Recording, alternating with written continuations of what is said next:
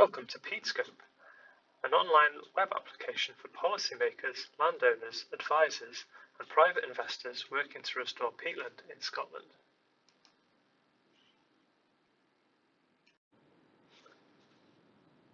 The left-hand menu contains all the data layers.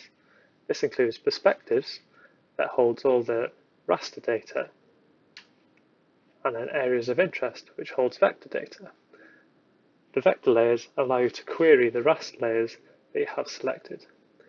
You can also upload your own areas of interest using the upload function.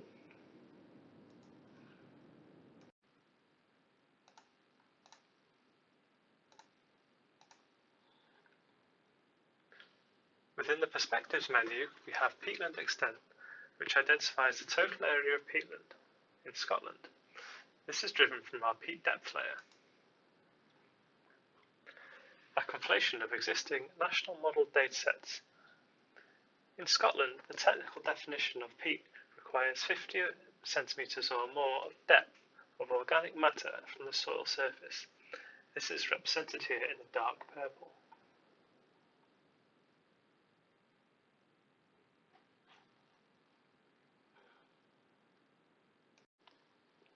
The second perspective is peatland condition. Peatland condition has been generated using a combination of remote sensing and model datasets. We've used the Peatland Code version 1.2 to generate 5 peatland condition classes. These include actively eroding bare peat, actively eroding hag gully, drained hag gully, modified undrained bog, and near natural.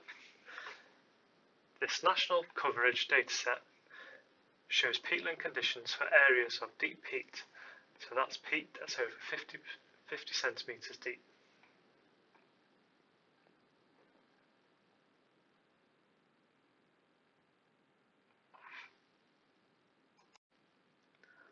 The third perspective is forestry. Within this perspective, we have plantation forestry on peat for 2021. This dataset has been derived from existing datasets and remote sensing to provide an up-to-date data layer for forestry located on deep and shallow peat, based on our peat depth layer.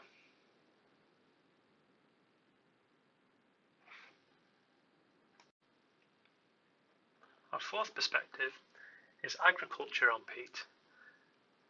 This data has been driven from remote sensing data and is for the 2020 agricultural season.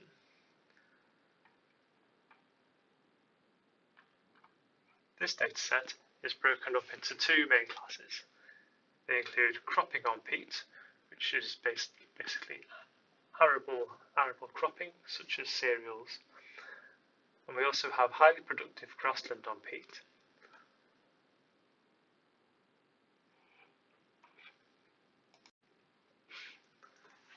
Let's take a look at the areas of interest that we have loaded into the system. We have protected sites.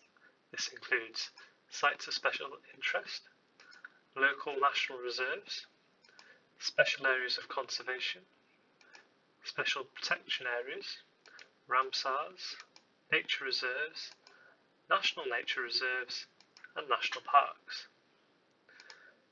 We also have a number of national data sets, so things like local authorities, agricultural area offices, river catchments, sub-basin districts. We also have a number of infrastructure sites, such as wind farm proposals, constructed wind farms, hydro schemes, and planned hydro schemes.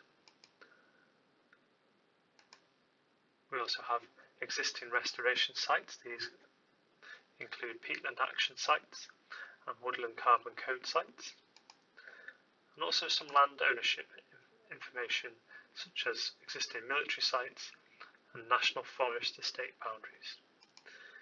You're also able to upload your own areas of interest using the upload function.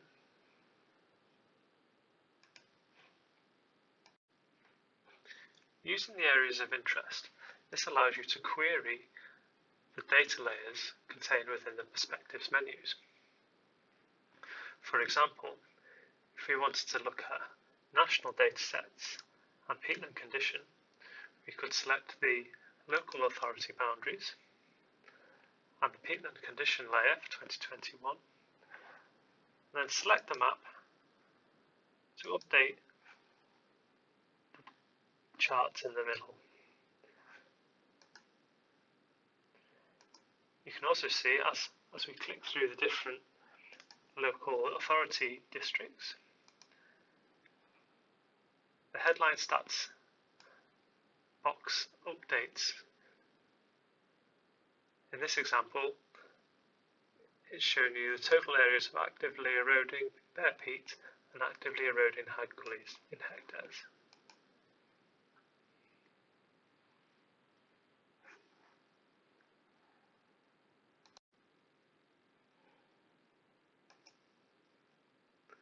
The Focus on Area tool allows you to focus in on an area of interest.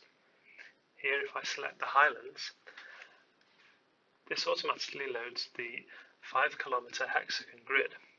This allows you to hotspot areas within the Highlands for certain areas of interest. So for example, if I wanted to look for poor condition peatland within the Highlands, just click poor condition peatland from the drop down menu here. Alternatively, if I wanted to find out where the most actively eroding bare peat was, just click and highlight from the drop down menu.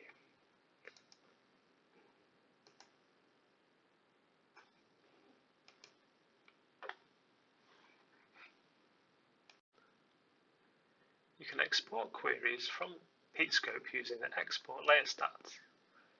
Simply select the raster layer of choice, so in this instance, peatland condition, and an area of interest, so you can select local authorities. To select all the local authorities, you just leave them unselected, but if you wanted to export stats for one of the areas, so for example the Highlands, just simply select Highlands and export feature stats. This then exports the data into a CSV file for you to view. Thanks for watching this short tutorial video. For more information about us, click on the Help button in the top right corner. There's a bit more information about us, how it works, and funding opportunities. Thank you very much.